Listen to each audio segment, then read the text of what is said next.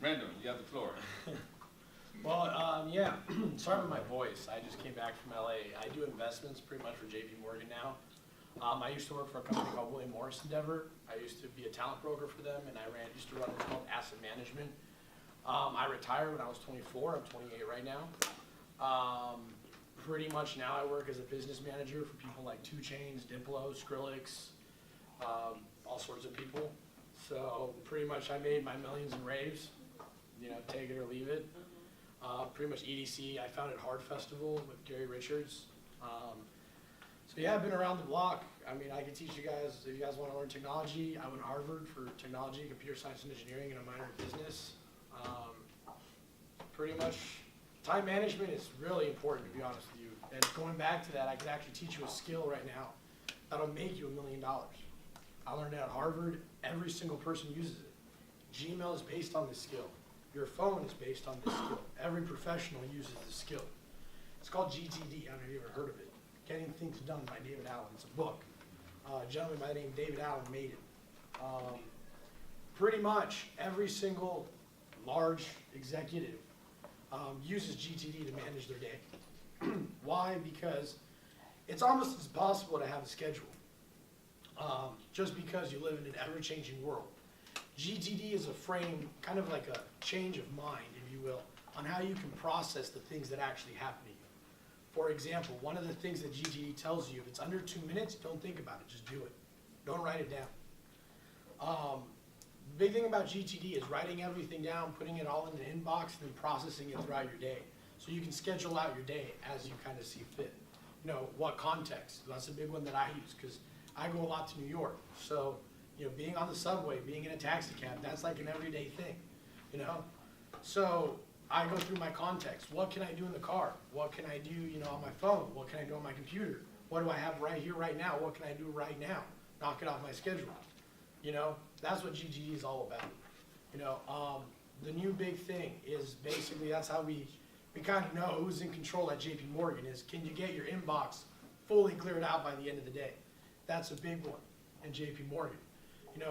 I only have right now maybe 3 things in my inbox. I'll tell you right now. Just because I'm curious. Yeah, I have a spam mail from Costco. That's about it. So, it's one of those things that with GTD, it kind of follows that same principle. Build an inbox, put everything you need to do, and the big thing is if you don't write it down, you're going to forget. Now, there's a lot of things, for example, when I was a kid, and I started doing this, by the way, when I was 17, because I wanted to be a businessman. I wanted to be a professional, and I got tired of everything always being taken away from me. So I had to find a way how to build businesses that would never get taken away from me. And that's what I had to start doing, is basically learning all these different skills. How do people get ahead? And it's a lot of it is these skills. A lot of people don't pay attention to your credit score. To be honest with you, I did it. I'll be honest. Capital One would probably still not give me a credit card to this day, even though I have a black card from Chase. Why? I was stupid. And that's really important. Being smart with money, planning for your future. That's what I do for people now, basically, as I plan for their future. And to be honest with you, I'm just a hustler. I started flyering schools, making raves in the Coliseum. We actually started in a warehouse off of Indiana Avenue in East LA. Completely illegal. Yeah, it was like the most illegal thing in the world. I was a 16-year-old that basically had saved everything up. Because when I was 16, I would repair iPhones for money. So all the money I made, I decided to rent out a warehouse and start making raves in there. And I would live on the 2nd floor, and the whole 1st floor was raves, 24/7. So if you have a dream, you have to follow it. You know what I mean? And there's going to be a lot of people in your life that are going to tell you why you can't do it, why it's illegal, why it's impossible. But it's true, raves are illegal. That's why they're legally called New Age electronic parties. Yeah, that's true. They change names. I have an army of lawyers that do that for me now. But yeah, I mean, when I started, my mom's from South America.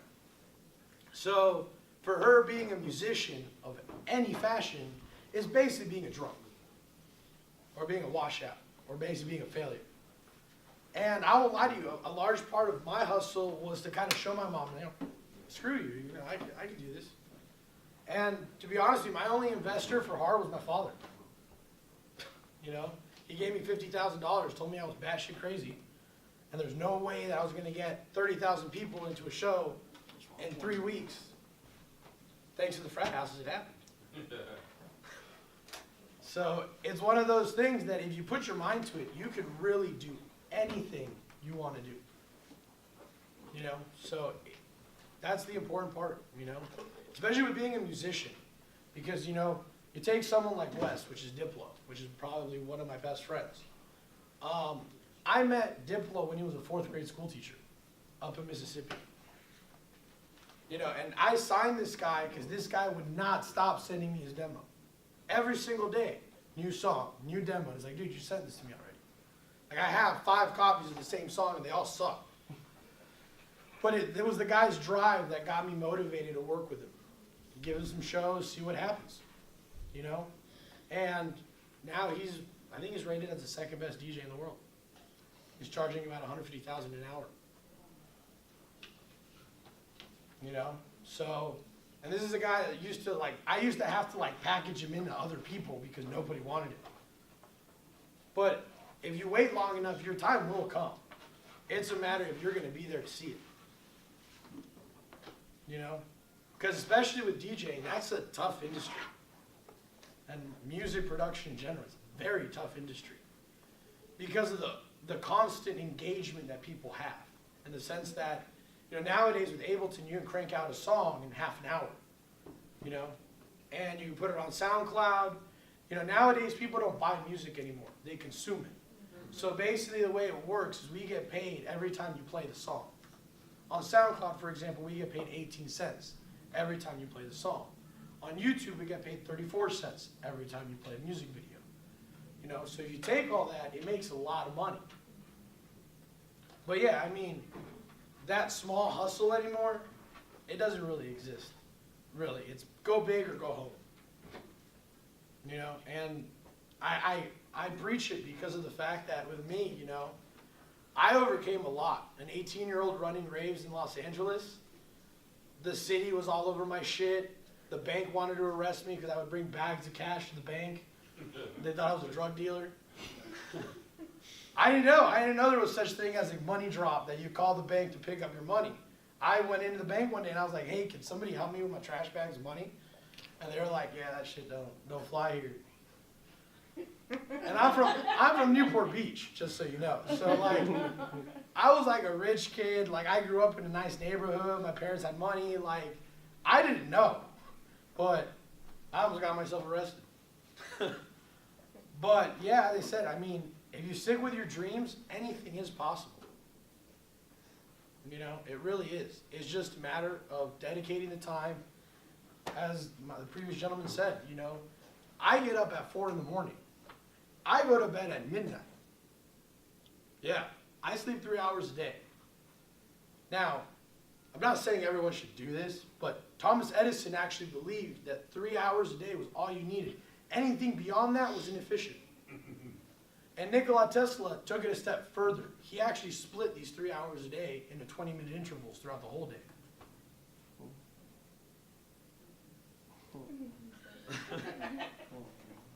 Now, I'm not saying it's healthy or anything, but all the Wall Street people, that's what they're all about. They're all about their money. They're all about their business. The world could stop, and they're still going to be trading stocks. They'll find a way how to make money off it. And it's an admirable thing, if you ask me, because these people are really fucking smart. It's just about outsmarting them. In order to beat someone at their own game, you got to basically fit the mold in order to break it. That's a big one. Because I get people every day that go, dude, my music's like a cross between Kygo and 2 Chainz with a little bit of Diplo in there, and some touches of Elton John. You put that shit on SoundCloud. You ain't gonna get it. Either you're trap, you're dubstep, some people hate to conform. And then there's I don't want labels. like, dude, I mean, you're gonna get a label whether you want it or not. So you might as well control it, you know? One of the big things I've learned in everything I've done, there's a lot of things that you just can't change. There are gonna be elements in your life that you can't change. And trying to change them is honestly kind of a waste of time. Because no matter how hard you pull or how hard you push, they're not gonna change. They're not decisions that are within your grasp. So the best thing you can do about it is accept them and build around them. As I said, raves were made illegal in the 1990s. There's a Rave Act of 1990 that makes raves illegal. All it took was a name change. That's it. Otherwise, there would be no raves. There'd be no EDC, there'd be no hard, there'd be nothing. Even music festivals are starting to be outlawed. In Irvine, you can't have a music festival anymore. You can have a concert, but not a music festival. You know? So, I mean, it happens. You know? But, as I said, a big part of it is staying with your dreams and doing whatever it is you want to do. You know, whether it's music, sports. Sports is a tough industry. In asset management, what asset management is basically, at William Morris, we understand that if you're a drug addict, we have an asset with a problem. We have something we can't sell to people. That's where I come in. Because basically, I build up products and I sell them.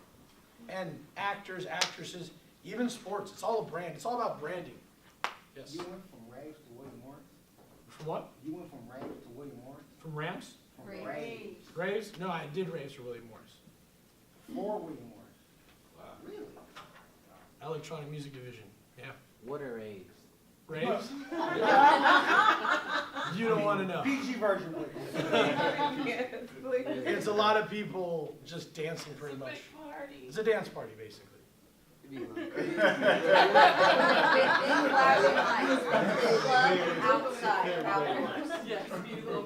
They're big parties. Basically, anything flies. Usually, there's a lot of drugs involved.